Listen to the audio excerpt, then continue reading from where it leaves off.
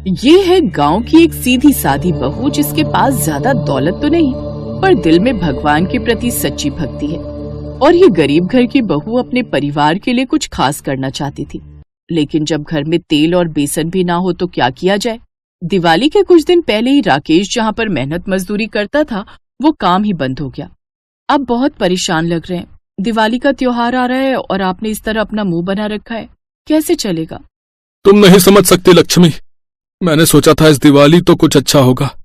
मैंने सोचा था कि ये दिवाली मैं अपनी पिछली दिवालियों से बेहतर मनाऊंगा, लेकिन मैं जहाँ काम करता था वो काम ही बंद हो गया।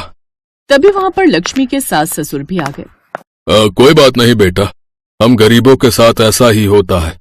किसी भी नौकरी का कोई भरोसा नहीं, कब धोखा मिल जाए। मैं तो बचपन से यही झेलता आ रहा हूँ। जरूर हमारे घर में किसी ने जादू टोना कर रखा है। जब भी कुछ अच्छा होने वाला होता है तुरंत बेड़ा गर्क हो जाता है। अरे नौकरी जानी ही थी तो दिवाली बाद चली जाती।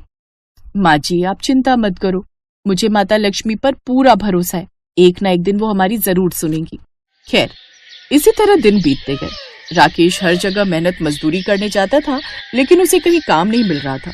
जो पैसे थे वो खर्च हो गए थे, क्योंकि मजदूरों का घर ऐसे ही चलता है, रोज का खाना और रोज का कमाना।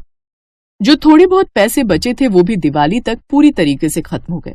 दिवाली के सिर्फ 2 दिन पहले राकेश घर नहीं लौटा। वो गांव के अपने खेत में अकेले बैठा रो रहा था। मेरे घर में माता पिता और मेरी पत्नी है, सब मेरे ही भरोसे हैं। मैं जवान मुश्तंडा होकर अपने परिवार को नहीं पाल सकता तो मेरा जिंदा रहने से फायदा ही क्या। साल में सिर्फ 2-3 महीने ही काम मिलता है, उसके बाद काम ही नहीं मिलता, जबकि मैं पूरी ईमानदारी और मेहनत के साथ काम करता हूँ। राकेश अपने खेतों में बैठकर ये सब सोच ही रहा था कि तभी वहाँ पर उसका दोस्त विक्रम आ गया। और भाई राकेश, यहाँ अकेले अकेले क्यों बैठे हो? दिवाली आने वाली है, अपने दोस्त को पार्टी नहीं दोगे? विक्रम दिवाली सबके लिए है, मेरे लिए पर्सनल दिवाली नहीं है जो मैं किसी को पार्टी दूं। तेरे लिए भी तो दिवाली है, तू ही दे दे पार्टी। अरे कैसे दे दूं राकेश भाई पार्टी, मैं तो शुरू से ही नल्ला और बेरोजगार हूँ। ये तो अच्छा हुआ इस बार फसल अच्छी पैदा हो गई, वरना मेरा बाप तो मुझे घर से ही निकाल देता।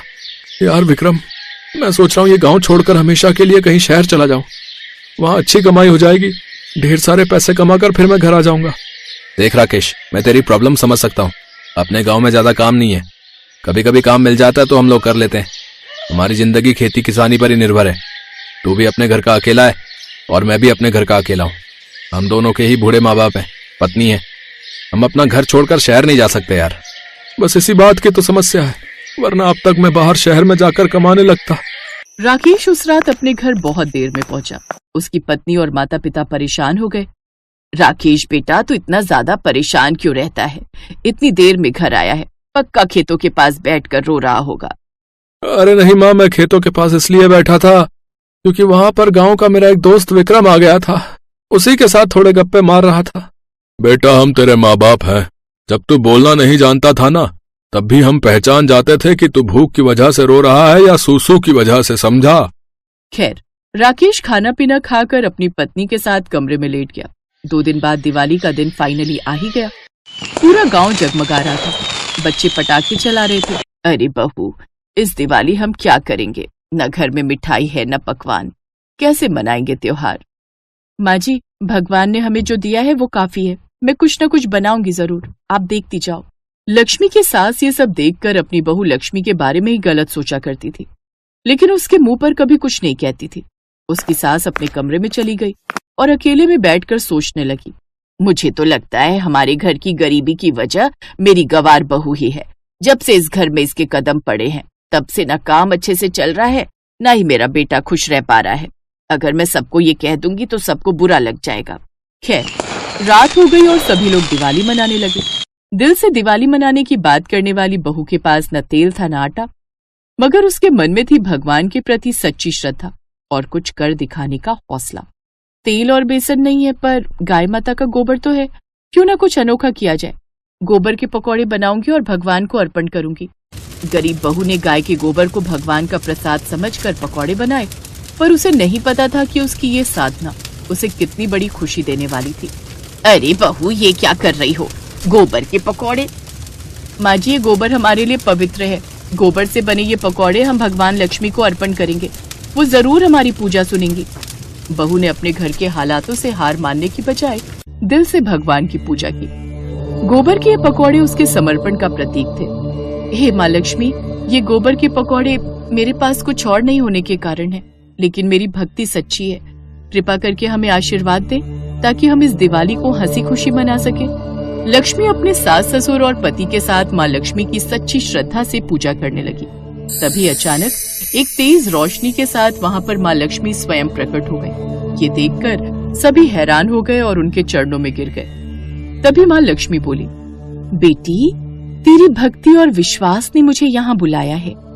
तूने जो गोबर के पकौड़े बनाए हैं वो साधारण नहीं, तेरी श्रद्धा का प्रतीक है। मैं तुझसे प्रसन्न हूँ। माँ लक्ष्मी, मेरे पास और कुछ नहीं था, मैंने बस आपको मन से याद किया। ये सब आपकी कृपा है। तेरी सच्ची भक्ति और परिश्रम ने मुझे तेरे घर आने के लिए मजबूर कर दिया। मैं तुझे वरदान देती हूँ, तेरे घर में अब कभी धन धान्य की कमी नहीं होगी। तेरे इस छोटे से प्रयास ने पूरे संसार को ये सिखाया है कि भक्ति सबसे बड़ी दौलत है। बहू, तुझे तो हमने कभी समझा ही नहीं। तेरी भक्ति ने हमारे पूरे घर की किस्मत बदल दी। अब हमारे घर में हमेशा लक्ष्मी का वास रहेगा। अब उसकी सास को मन ही मन गिल्ट फील होने लगा, क्योंकि वो अपनी बहू के बारे में गलत सोचती थी। उसे यही लगता था कि लक्ष्मी गंवार है, उसके कदम गलत है, इसी वजह से घर में तरक्की नहीं हो रही। उसने खुलकर तो नहीं कहा, लेकिन हमने तुझे हमेशा गरीब समझा, पर आज तूने हमें सिखा दिया कि असली दौलत दिल की होती है। तेरे गोबर के पकौड़े और तेरी भक्ति ने हमारे घर को धन्य कर दिया। बेटी, तुझे भगवान का वरदान मिला है। हम तुझसे बहुत खुश हैं। आज से तू हमारे घर की लक्ष्मी है। दिवाली दौलत और दिखावे का त्योहार नहीं, बल्कि दिल से मनाने का त्योहार है। बहू की भक्ति ने दिखा दिया कि सच्चाई और ईमानदारी से बड़ी कोई दौलत नहीं होती। माँ लक्ष्मी उन पर कृपा करती हैं जिनके दिल में सच्ची भक्ति होती है। हमारे गोबर के पकौड़े और माँ लक्ष्मी की कृपा ने हमें सिखाया कि दौलत से नहीं, दिल की सच्चाई से घर चलता है। राजसमंद नामक एक गांव में जगमोहन अपनी पत्नी सोमा और बेटी गुड्डी के साथ रहता था। जगमोहन के पास जमीन तो थी, लेकिन साधन ना के बराबर थे। कुछ समय पहले उसके पास बैल थे, लेकिन घर के हालात बिगड़ने के कारण उसने उन्हें बेच दिया। उनकी हालत बहुत ही दयनीय स्थिति में थी। घर के हालात देख उसकी पत्नी सोमा ने उससे कहा, मेरी बात मान लीजिए जी, मुझे ठाकुर के यहाँ काम करने दीजिए। साफ सफाई और घर के काम ही तो करने हैं। क्या फर्क पड़ जाएगा अगर मैं वहां जाकर काम कर दूं? कम से कम घर के राशन पानी का तो खर्चा निकल ही जाएगा। ऐसी बात मत किया कर रेनू की माँ, तेरी बातें मेरे दिल को छलनी कर देती हैं। ये मेरे लिए मर मिटने जैसा हो जाता है। सोमा, तुम जानती नहीं हो उस ठाकुर की नीयत कितनी गंदी है। वो अपने घर पर काम करने वाली हर औरत पर बुरी नजर रखता है, और मैं नहीं चाहता कि वहां जाकर तुम भी उसकी गंदी नजर का शिकार बनो। ना ना, मुझसे तो नहीं देखा जाएगा, और मैं तो गांव में किसी को अपना मुंह भी नहीं दिखा पाऊंगा। नहीं नहीं, तू वहां काम करने नहीं जाएगी बस। जगमोहन दिन भर इसी चिंता में रहता था कि वो अपनी पत्नी और बच्ची को ढंग का खाना और कपड़े तक भी नहीं दे पा रहा था। वो फटे पुराने कपड़े पहनकर ही गुजारा चला रहे थे। जगमोहन जब भी गांव में किसी से मदद मांगने जाता कि हल और बैल दे दो या ट्रैक्टर उसके खेतों में चला दो, तो सभी उसे मना कर देते। एक दिन अपने खेतों को फावड़े से खोदते खोदते वो अधमरा सा हो गया। उसकी सूखी जमीन पर फावड़ा भी नहीं चल रहा था, लेकिन वो लगातार फावड़ा चलाए जा रहा था। उसकी आंखों के सामने बार बार अपने परिवार का चेहरा आ रहा था। उधर गांव का ठाकुर गीदड़ की तरह नजरें गड़ाए बैठा था कि कब जगमोहन मदद के लिए उसके पास आए और वो उसकी जमीन हथिया ले। वो जब भी जगमोहन से मिलता था तो उसे एक ही बात कहता था, जगमोहन, रे तुझे कितनी बार कहा है अपनी जमीन मुझे दे दे, मैं तुझे उसके अच्छे दाम दे दूंगा। नहीं साहब, पैसे तो एक दिन खत्म हो जाएंगे, लेकिन जमीन ये मेरे पूर्वजों की निशानी है, भला इन्हें मैं कैसे बेच सकता हूँ। ये कहकर जगमोहन चला जाता है। ऐसे ही कुछ दिन बीत जाते हैं। एक रोज सोमा उससे कहती है, सुनिए जी, घर में आटा नहीं बचा है और ना अचार सब्जी, कुछ भी खाने को नहीं है। अब हम क्या खाएंगे जी? सोमा, तू रेनू के लिए कुछ देख, है तो हम तो भूखे भी सो जाएंगे। लेकिन आपने भी तो सुबह से कुछ नहीं खाया जी, आपको भी तो भूख लगी होगी ना। भूख तो लगी है सोमा, लेकिन मेरी जेब में पैसे नहीं है कि मैं बाजार जाकर आटा खरीद सकूं, और खेत पूरी तरह बंजर है। उसमें घास तक का एक अंश नहीं होता है। अपने पति की लाचारी देख सोमा को उस पर दया आती है। फिर उसका ध्यान अपने पति की बात पर जाता है और वो आंगन में लगी घास को देखती है। फिर उसे तोड़कर लाती है और उसे पतीले में उबाल लेती है। फिर सिलबट्टे पर पीसकर उसका पेस्ट बना लेती है और उसमें नमक, मिर्च, हल्दी, अजवाइन मिलाकर उसे तवे पर डाल देती है। फिर उसकी गोल सी रोटी बनाकर तैयार कर लेती है। ये ले रेनू, मेरी बच्ची, अपनी माँ को माफ करना। घास की रोटी बनाने के अलावा मेरे पास और कोई चारा नहीं था। तो क्या हुआ माँ?